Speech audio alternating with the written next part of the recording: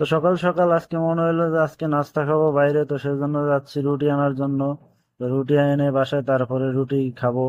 তো যাচ্ছি আমি আর সুমন ভাইকে সাথে নিয়ে যাচ্ছি পাকিস্তানি হোটেলে রুটি আনার জন্য। তো দেখতে থাকুন ভিডিও।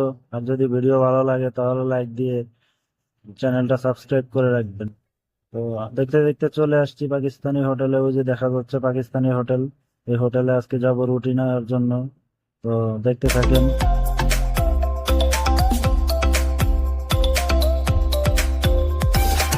তো তো এখান থেকে রুটি নিব।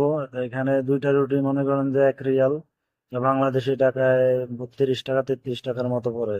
দেখেন কত বড় রুটি, মাত্র 1 রিয়াল। আর বাংলাদেশে হলে কত টাকা হইতো।